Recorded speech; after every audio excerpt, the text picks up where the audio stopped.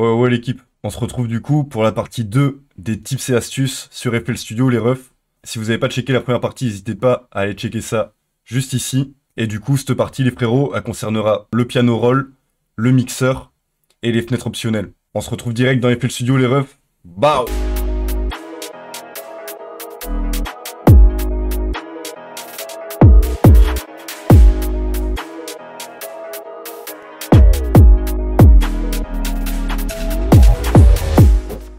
Donc je pense qu'on est pas mal pour la playlist, les refs. On va pouvoir attaquer le piano roll.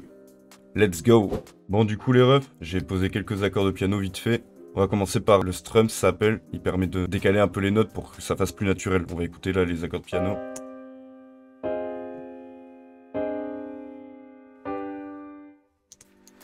Et là, du coup, on va les sélectionner Alt S. Et du coup, on peut décaler un petit peu. On va écouter.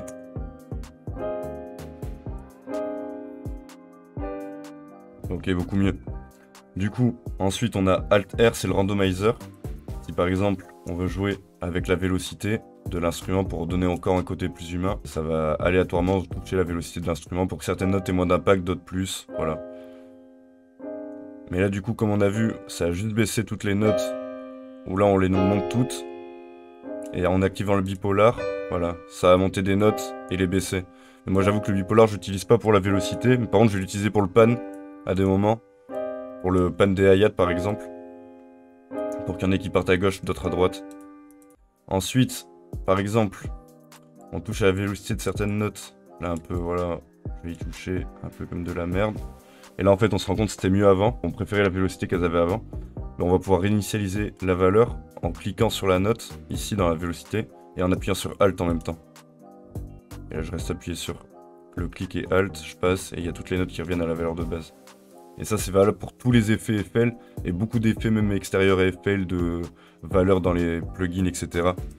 Dans les effets surtout. Peut-être pas trop dans les VST, mais dans les effets beaucoup. Et du coup, très pratique quand on touche une valeur et qu'en fait on veut revenir à 0 rapidement. Voilà, clic, Alt, et ça part. Du coup, dans la case du dessous, on a la vélocité, mais on a d'autres paramètres qui sont intéressants. On a juste à mettre la souris sur contrôle et à toucher la roulette pour changer de paramètre. Donc là, on a la vélocité, celle qui est intéressante aussi, c'est le pan, du coup le gauche-droite de l'instrument. Et on a aussi le fine pitch, qui est pas mal, surtout pour les rolls de hi-hat. On a ce roll de hi-hat, par exemple, et on aimerait bien que le pitch, les notes de hi-hat descendent, que ça devienne de plus en plus grave, mais plutôt que de s'emmerder à descendre chaque note une par une et trouver la bonne note qu'on veut, on va pouvoir directement le faire ici. Donc du coup, on écoute de base, et avec la modification, voilà. Et sinon, si au final c'est de la merde, Alt, clic, et voilà, ça revient à 0. Ensuite, ce qu'on va avoir d'intéressant dans le piano roll, c'est les accords. En fait, ici, en cliquant sur ça, sur FL20 du moins, on a plein de sortes d'accords. Voilà, les accords classiques, mineurs, majeurs, et après on a les accords 7e, 9e, mineur 7e, mineur 9e, suspendu, diminué. On fera une vidéo sur les accords plus tard, les refs, ne vous inquiétez pas. Et sinon, dans avancé, on a des accords bien plus élaborés, bien plus compliqués. Donc, du coup, par exemple, là, je suis en do mineur. Je vais aller dans le mineur, je vais faire un mineur 9e. Hop. Voilà, ça m'a fait un mineur 9e. Ok, et là, du coup, je veux déplacer les mêmes accords. Par contre, les trois mêmes accords, ici. Là, je peux sélectionner ces trois accords. Si je fais un CTRL-B, ça va pas marcher parce que ça va se caler juste derrière celle-là. Mais je peux faire un Shift enfoncé et clic gauche. Je reste appuyé sur le clic et je déplace. Je viens de le recaler là où je voulais. Voilà, on a vu, il est pas strum pareil. Donc Alt S, entrée et on est bon. Ok, on a le glide après. Bon, classique, hein. On va aller prendre ça. On double-clique sur la note et on va s'activer le paramètre. Et voilà, ça fait un glide. Ça glisse vers la note qui a cette petite option. Activé. Mais bon, ça classique, je pense que la plupart connaissent. Il y a pas mal aussi, c'est l'activation des ghost notes. Donc là, par exemple, voilà, je suis pas dans le bon pattern, j'ai pas le bon sample sélectionné. Là, je suis dans le piano roll de la 808, alors que là, je suis sur un pattern où il y a que du piano, de la Reese et un autre piano. Mais par contre, j'ai activé les ghost notes. C'est Alt V pour les activer. Et du coup, c'est pratique pour naviguer d'un channel à l'autre. Par exemple, là, du coup, je suis dans le channel de 808. Je vais faire 2 fois clic droit sur la ghost note et ça va m'amener directement dans le channel de piano. Et voilà.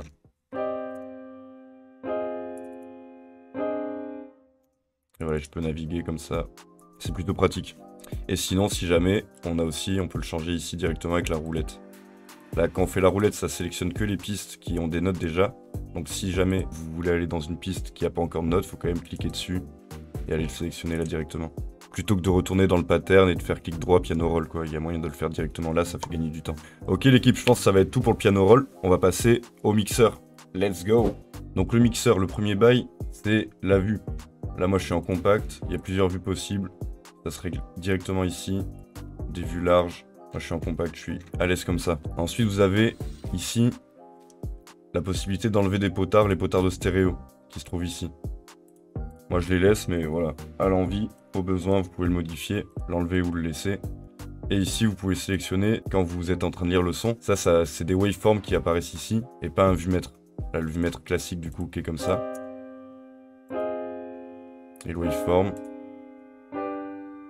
Voilà. Donc la base du coup dans le mixeur, ça va être de sélectionner plusieurs pistes ensemble si on veut faire des groupes ou les déplacer. Là on sélectionne une piste, on va rester appuyé sur CTRL et rester le clic appuyé.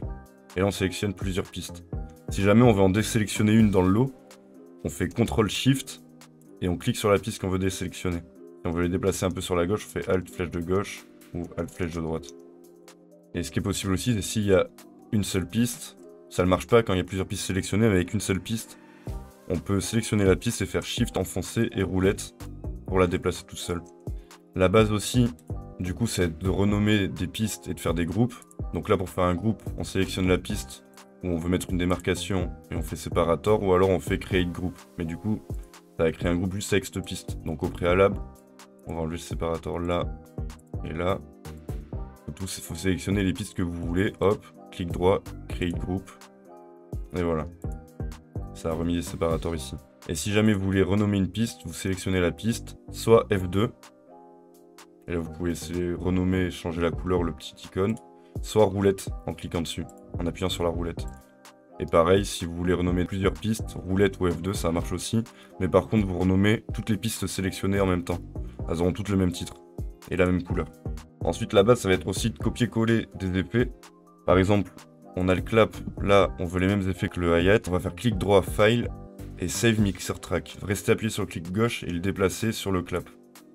Et hop, ça a déplacé les effets. Et là, ça l'a renommé, on fait clic de la roulette, clap, entrée, et on est bon. Par exemple, là, sur le clap, du coup, je veux que le Fab Filter, il agisse avant le Shaper Box. Mais plutôt que d'enlever le Shaper Box, de le remettre en dessous, j'ai juste à faire roulette, et ça déplace les effets directement là. Et imaginons, je veux plus le Shaper Box, plutôt que de faire ça, clic, aller appuyer sur Delete, on peut faire clic, E, et ça enlève direct le Shaper Box. Ce qui a aussi d'utile avec E, c'est de faire Shift E, et ça charge direct un Edison si on veut rec la piste. Imaginons qu'on veut rec le pattern de hi-hat, de clap, on va faire Shift E, ça charge Edison, il est armé, prêt à record. On ferme Edison, on play. Voilà, dès que c'est bon, on fait pause, et on aura notre pattern ici, on n'aura plus qu'à déplacer dans la playlist. Et là maintenant, on a mis Edison, on veut l'enlever. Ça marche ici aussi. On fait clic E, et du coup là, ça supprime l'effet. Comme tout à l'heure, comme le delete. Pareil avec le Fab Filter, on clique là, E, et ça marche. On peut copier-coller directement l'effet aussi. Là, on vient de voir comment copier-coller tous les effets d'une piste. Et on peut aussi copier-coller un seul effet en cliquant sur l'effet et en faisant Save Preset As. On reste cliqué avec le clic gauche et on vient le déplacer. On peut soit le déplacer sur la même piste, soit sur une autre piste, c'est à nous de voir en fonction du besoin. Et là du coup on va voir comment créer une automation rapidement. Donc on a le Love Filter, on a un filtre là sur le bus master, donc sur tous les éléments. On va se mettre en song parce que sinon ça va créer une automation que de la taille du pattern. Donc là j'en ai déjà fait une, j'ai supprimé celle-là. Le filtre, on ne sait pas si on va l'utiliser tout le son ou pas, mais il y a des chances qu'il revienne. Donc on va se mettre comme ça, on va dézoomer au maximum. On va ouvrir le Love Filter, on va faire clic droit sur le cut parce qu'on va vouloir automatiser le cut et le mix, qu'à des moments il soit pas actif ou actif, et le cut pour que le low cut il bouge pendant le moment où ça étouffe, pour pas que ce soit trop linéaire. Donc on va faire clic droit sur le cut et A pour créer l'automation. Là on ferme le Fruity Love Filter et pareil, sauf que là on va mettre le mix à 0, comme ça le mix du Love Filter sera à 0 et on n'aura plus qu'à activer le mix quand on veut, plutôt qu'il soit tout le temps actif et qu'on le désactive quand on a envie. Et là clic droit A pareil, F5 pour revenir sur la playlist et on voit que nos automations elles sont faites. Si jamais on peut être prévoyant, on peut descendre là, parce qu'en fait l'automation va se mettre sur les premières pistes qu'on a visibles, libres. Donc là ici, si je fais une automation, elle va se placer ici en premier, là après, ici, et là, et après ça se placera en bas. Si on veut direct que ça se passe en bas, on peut prévoir le coup, baisser, et après aller faire nos automations. Et du coup l'automation je l'ai mise là, on va faire comme ça. Là on veut que ça s'active, donc on va mettre le mix actif. Et là, on fait notre automation.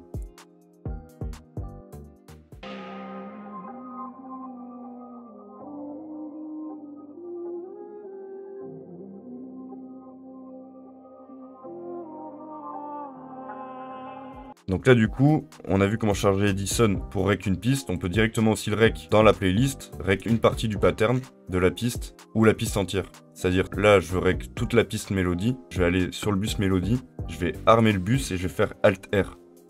Et là du coup, ça va rec le bus mélodie sur tout le son. Et sinon, ce que je peux faire aussi, F5, hop, je veux que cette partie, je vais sélectionner. Et pareil, j'arme et je fais Alt R. C'est un peu pareil que le Edison. Après, si jamais on veut réinitialiser des pistes, voilà, on s'est fait un template ou quoi, où on a renommé des pistes, on veut les réinitialiser, que ça revienne à 0, on a juste à faire clic droit, Reset Select Track. Et voilà, ça revient à 0. Il n'y a plus d'effet, il n'y a plus de nom, le volume est revenu à 0. Et si jamais on veut save un preset d'un plugin, là on a fait notre reverb, on est bien, on peut faire là, Save Preset As, ça va sauvegarder le preset. Et du coup, à chaque fois qu'on en aura besoin, on aura juste à aller là, Preset, et on aura nos presets ici. On peut le faire directement ici dans ce plugin. Et ça dépend des plugins quoi. Et ensuite, au début de la vidéo, je vous parlais d'organiser les plugins quand vous les ajoutez dans FL. Et en fait, l'utilité, ça va être pour ici, quand on clique, que tout soit rangé. En fait, on va pouvoir soit ranger en simple, normal, soit en catégorie, soit en arbre. Moi, je me mets tout le temps en arbre. Et du coup, voilà, on a les trucs de FL de base. Et après, les trucs que nous, on se rajoute. MISC, c'est une rubrique d'FL. Et moi, je me suis rajouté par exemple Effectrix dedans, Shaperbox, le RC20. Et je me suis même créé des rubriques, du coup, comme je vous disais, correction. Là, du coup, c'est que effet FabFilter, SunToys. Et pareil pour les VST. Arturia, VST. Et là, du coup, j'ai mes trucs. Donc, c'est surtout ça l'utilité. Et vas-y, du coup, les refs, je pense qu'on est pas mal pour le mixeur. On va pouvoir passer à la fenêtre option. Bow. Donc, option F10. Là, ça va être assez rapide. On a surtout dans l'audio le réglage de la latence qui est important pour quand on veut rec. Il y a aussi ce qui est pas mal, c'est le preview mixer track. Là en fait on va sélectionner dans quelle piste du mixeur les samples vont se jouer et le métronome va jouer. Donc c'est là moi j'ai mis le 1, donc ici. Et c'est pratique quand on veut baisser le volume du métronome quand on rec ou quand on veut écouter un sample mais que le volume est méga fort. En fait on va venir baisser ici. Et voilà. Et pareil pour le métronome. Voilà pour la partie audio. Pour la partie générale, on va avoir le Don't Limit Windows to Screen qui est essentiel quand on a plusieurs écrans. Et on a aussi le Detach All Plugins qui va permettre de déplacer aussi les plugins directement dans l'écran. Et en fait, en mettant ça, dès qu'on charge un plugin, il va être détaché et on pourra directement le déplacer. Alors que sinon, on est obligé d'aller le détacher directement, là comme ça, faire ça, hop, et Detach. Donc voilà, c'est du gain de temps aussi toujours. Dans l'option, du coup, dans File, on a donc l'ajout du dossier. On a ici le réglage de l'autosave, du coup, que je vous disais tout à l'heure, le backup. Moi, j'ai toutes les 10 minutes, on peut mettre plus rapide toutes les 5 minutes ou quoi. Et ensuite, il y a Info, qui est pas mal si jamais on veut savoir combien de temps on a passé sur le projet, combien de channels on a, de mixeurs, etc. Bon, c'est vraiment juste à titre informatif, quoi. Donc voilà les refs. J'espère que j'ai rien oublié. En tout cas, de ce que j'utilise. Si jamais il y a des trucs qui vous semblent essentiels et que j'ai zappé, n'hésitez pas à le mettre en commentaire. S'il y en a pas mal, on fera une deuxième vidéo là-dessus. Et sinon, voilà, hein, si la vidéo vous a plu, si ça vous a été utile, n'hésitez pas à vous abonner à la chaîne, à liker la vidéo. Et voilà, force à vous. On se retrouve la semaine prochaine. Bow!